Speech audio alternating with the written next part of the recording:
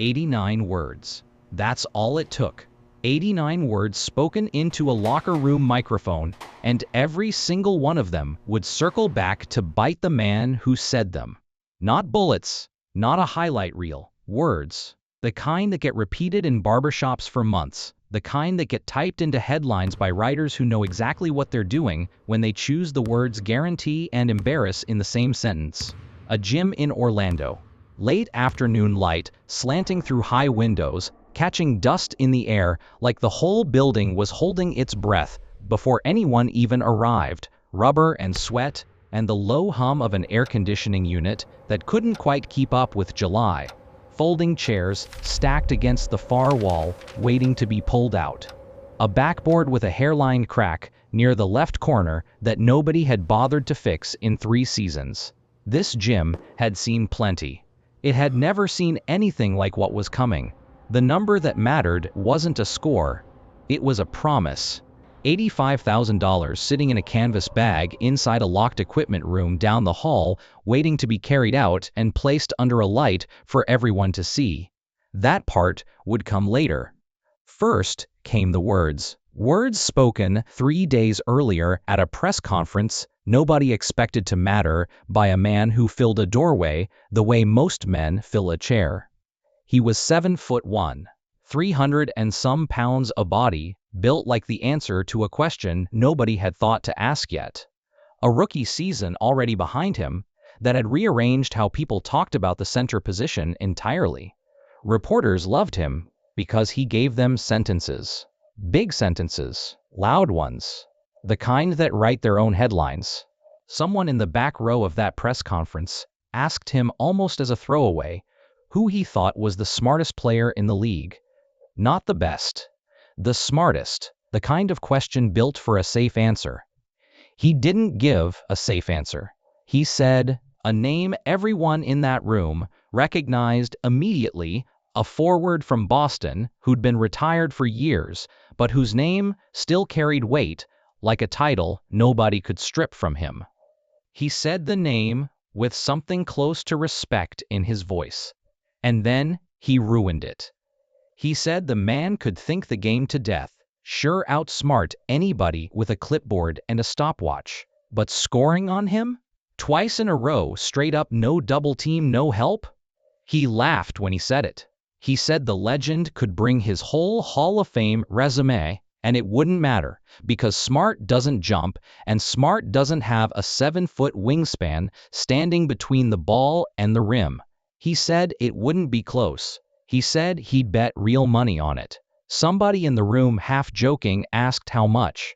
85,000, he said without blinking, because that was the number stuck in his head from a poker game the night before, and because saying a real number felt better than saying nothing. The room laughed. It was a good line. Reporters wrote it down fast. The way you write down a quote you already know is going to run above the fold. By the next morning, it wasn't a quote anymore, it was a challenge with a price tag. Boston sports radio picked it up first, and the reaction wasn't outrage so much as disbelief. The specific disbelief that comes from hearing someone insult a man who'd already proven over and over across an entire career that being underestimated was the worst mistake you could make against him. Callers phoned in one after another, not really angry, more amused the way you're amused watching someone walk toward a door they don't know is locked. In Orlando, the mood ran different. Younger fans who hadn't watched the old man play in his prime ate it up. A rookie with that much size talking that much confidence felt like the future arriving early. A columnist wrote a piece asking whether the retired legend would even bother responding given he hadn't played competitive basketball in 3 years and had spent most of that time fishing and coaching kids in a gym back home. He didn't respond. Not for 4 days. Silence in a story like this does something strange. It doesn't make the story go away. It makes it grow teeth. Every day without a response felt like another day. The big man's words sat there unanswered, hardening into something closer to fact. A radio host in Indianapolis put it plainly on air. The longer nothing gets said back, the more it starts to look true. Then, on the fifth day, a reporter caught him outside a charity function, microphone already up before the question even finished forming. Did he hear what the big fella said? He said he'd heard it. That's it? Nothing else? He shrugged, said the young man was entitled to his opinion, said everybody's entitled to one. Said it with no heat in his voice at all, the kind of flatness that sounds like nothing, until you notice it's the same flatness people who'd played against him for years had learned to be afraid of. It ran the next day as him ducking the question. A few writers called it exactly what it looked like, an old man with nothing left to prove, staying quiet because he had no answer. The people who actually knew him read it differently. His old teammates knew that particular calm. They'd seen it before, a night where somebody was about to have a very long evening. Here's the trap he was standing in, whether the columnists wanted to admit it or not. Say nothing, and the words calcify into truth by default. Respond, and lose, even in some exhibition, nobody official sanctioned, and it becomes proof on tape forever. Respond, and win, too completely, and suddenly, he's the bully picking on a kid 20 years younger. There was no clean door out of that room. Every option cost something. So let me ask you the same question this story keeps circling back to, because I think it's worth sitting with for a second. You're the one who got talked about, not insulted, exactly worse than that, dismissed, publicly, by someone with a bigger platform than you, younger, louder, backed by a whole new generation ready to believe him. You can stay silent and let the world decide he was right. You can answer and risk making it worse. Or you can do the one thing that actually settles it and accept that however it goes, people are going to remember it forever. What do you do? Drop your answer below. I mean that. I want to read it. 9 days after the press conference, word moved through basketball circles the way word always moves through basketball circles, quietly through people who know people, until suddenly everyone with a stake in the sport had heard the same rumor. A gym in Orlando. An exhibition technically for charity, technically off the record, technically nothing anyone could point to as proof of anything. A one-on-one challenge. Score on him twice in a row, straight isolation, no help defense, and walk away with the 85,000 the big man had put his own name behind. He hadn't said yes publicly. He'd simply agreed to show up somewhere. The rookie was also agreeing to show up. Let the floor finish the argument the interviews never could. The gym filled fast that afternoon. Word had leaked wider than either side wanted, and by 4 o'clock, every folding chair against the wall had been pulled out and filled twice over. People stood along the baseline, 3 deep. A local news van parked outside without a permit, hoping proximity alone would get them something usable. The canvas bag came out first, carried by 2 arena staffers, who set it on a scorer's table under a single hanging work light, the kind that makes everything underneath it look like evidence. Somebody unzipped it just enough to show the stacks inside. Nobody touched it after that. It just sat there waiting, the whole afternoon's gravity pulling toward that one rectangle of canvas and cash. The rookie arrived first. He came in loud, the way he always did, already talking, before he'd crossed half the floor, slapping hands with people he recognized, throwing a practice dunk down just to hear the rim rattle and the crowd gasp. He found the sign someone had made, his own quote printed in block letters, taped to a piece of cardboard near the front row. He laughed when he saw it, pointed at the kid holding it, gave him a thumbs up. He turned toward the door where the other man was expected to walk in and called out loud enough for half the gym to hear that he hoped the old legs were stretched because this wasn't going to take long. People laughed. A few people didn't. A former high school coach near the exit, arms crossed, just shook his head slow and said, mostly to himself, that the kid had no idea what he'd actually signed up for. The legend came in through a side door almost unnoticed, wearing a plain gray shirt with no logo on it, nothing that announced anything. He nodded at a couple of faces he recognized. He walked to the free throw line, took 3 shots, made all 3 without ceremony, and stood there afterward with his hands on his hips, waiting the way a man waits for a bus he already knows is coming. The mismatch was obvious before either of them touched the ball in anger. 6 inches of height, 100 pounds easily. A wingspan advantage that on paper made the whole exercise look less like a contest and more like a lesson in geometry nobody had asked for. Somebody near courtside stood halfway up just to get a better look, like they didn't trust the size difference from a seated angle. The ball went in. The clock unofficial as it was started. First possession. The rookie didn't rush it. He backed the smaller man down, slow, methodical, using every pound of the size gap. And when he finally turned to shoot the fadeaway, dropped clean. The crowd made noise, the kind of noise that expects to keep making that same noise all afternoon. Second possession. The legend caught the ball at the top of the key and did something that looked for a second like nothing at all. One dribble, sideways, not toward the basket. It didn't even look like an attempt to score. But it forced a half-step adjustment from the rookie, a plant that wasn't quite as settled as the one before it. Nobody in the crowd noticed. The rookie noticed. You could see it cross his face for half a second, something between annoyance and recalibration. The shot went up off that half-step gap and dropped through quiet, no rim, no sound at all, except net. The rookie caught the rebound, held it a second longer than he needed to, and said something with a grin still on his face. Lucky bounce. He called it an old man's lucky night. Nobody in the crowd argued. One shot is one shot. Third possession.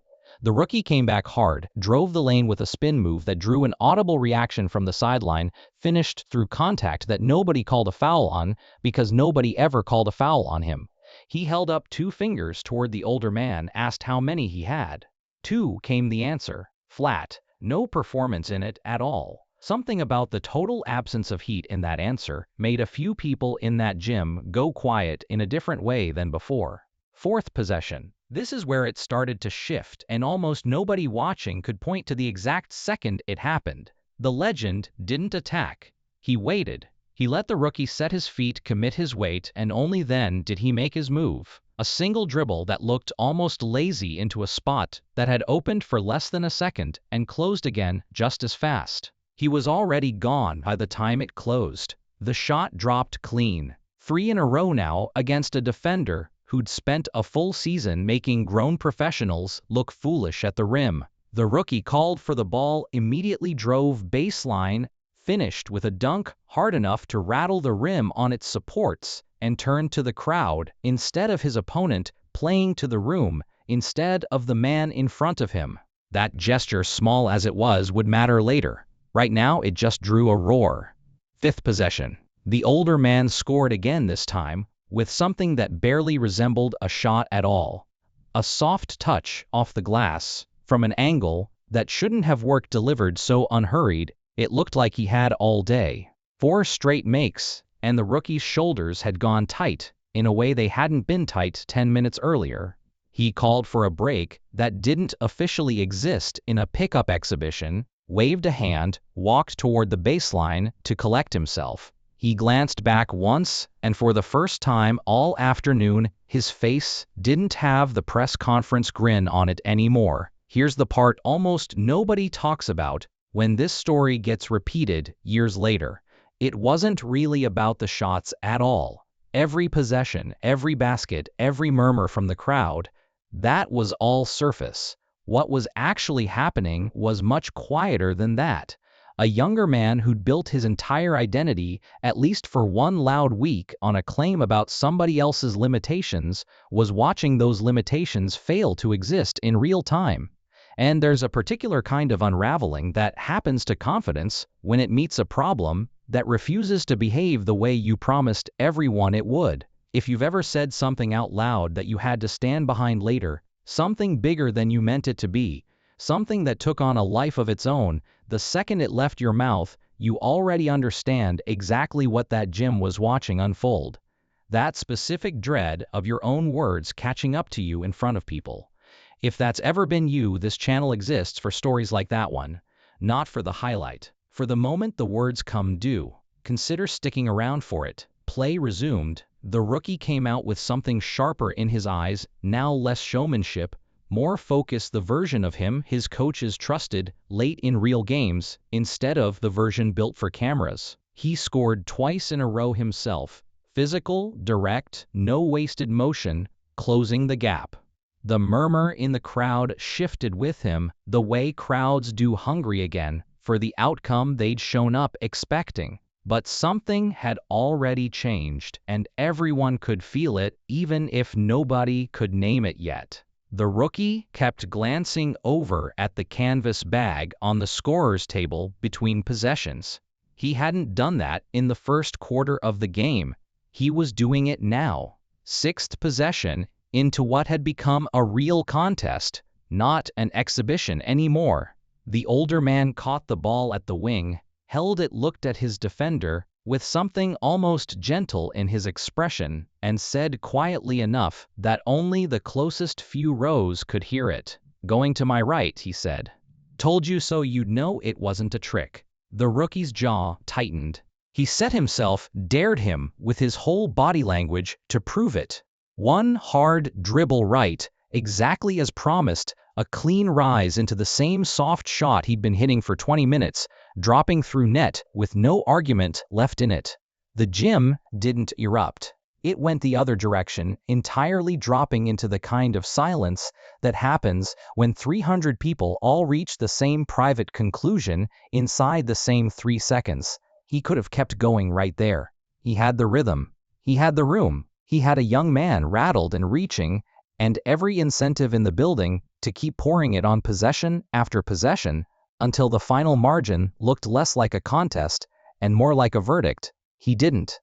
On the very next trip, with a clean driving lane open in front of him and his defender a half step slow to recover, he pulled up short and passed instead, a soft, unhurried feed to a kid standing wide open near the corner, someone who'd been on the losing end of the rookie's trash talk earlier in the day and clearly hadn't expected to touch the ball at all. The kid buried it, grinning like he belonged somewhere he never thought he would.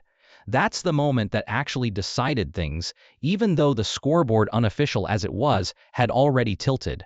Not the fadeaway, not the soft touch off the glass. The choice with the knockout shot sitting free in his hands to give it away instead.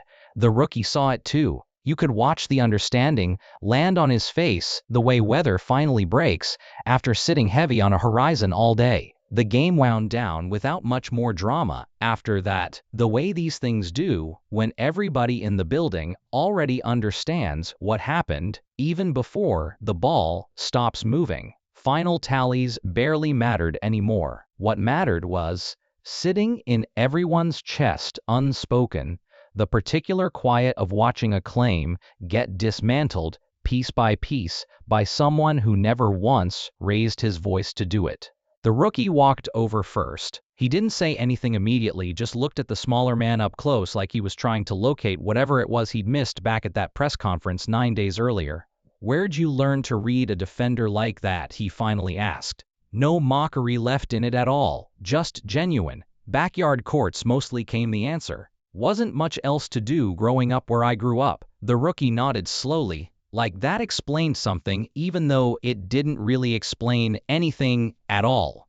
He said it plain. "You got me, didn't you?" No edge in his voice this time. Something closer to respect. The specific kind that only shows up after somebody stops performing long enough to actually see what beat them. "Wasn't trying to get you," the older man said. "Just answered the question you put out there for everybody to hear. You said the words. I figured somebody ought to see if they were true." The rookie looked over at the canvas bag still sitting under its work light on the scorer's table, still zipped, still worth exactly what it had been worth an hour earlier. He asked if he wanted it. The older man shook his head once. "Wasn't why I came," he said. "Then why?" "You put a number on something you hadn't tested yet," he said.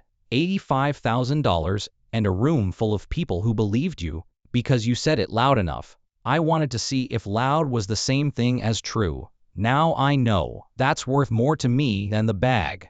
The rookie didn't have an answer for that one. He just stood there a moment in the settling noise of a gym, still trying to figure out how to react, and nodded slow, like a man filing something away he knew he'd think about again later, probably at 3 in the morning, probably for years. That's the whole story.